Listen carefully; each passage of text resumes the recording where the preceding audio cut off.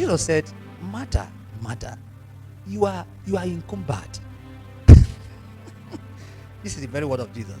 Encumbered means that you are bothered with too many things.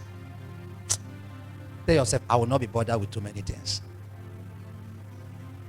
This is the foundation of our crisis as ministers, as Christians, as people of God. We are encumbered with too many things.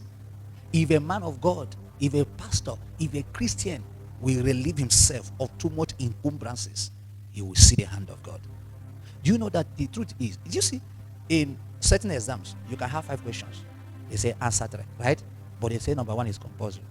It means that if you answer others and miss that one, you are playing. And sometimes the mark that number 1 has, all right, can cover the mark for the 3. That means if you can hit that one and score it, you've already scored half of what you need to pass. There are certain things that it's not everything that is important.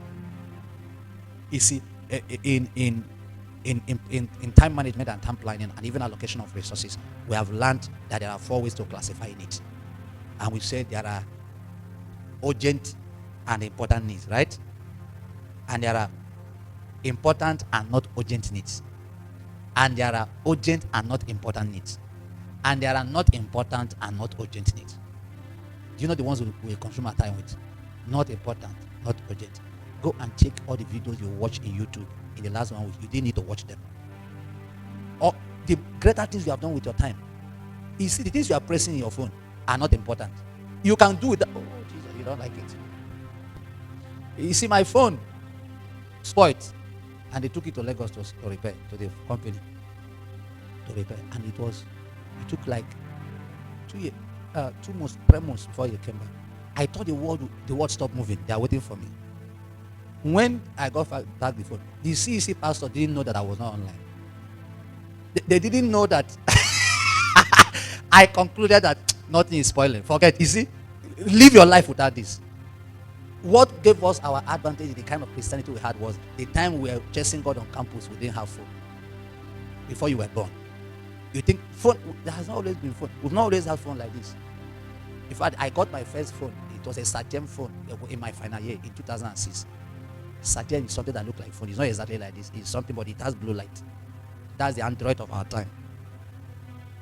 Are you following what I'm saying now? So imagine, most of what you do with your time are not important and not urgent. That's why your result is the way it is. Let's settle it.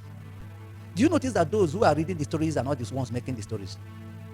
So you decide the one you want to, the one that is important to you. Either to be telling the stories or to be making the stories.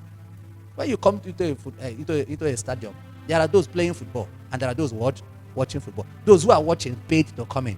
Those who are playing are paid for coming in. Do you see the two?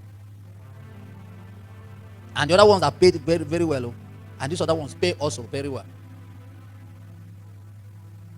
So the important I want to establish, there are many things you do, even with your friends, with your classmates, that are not important. They are not urgent. They are not important.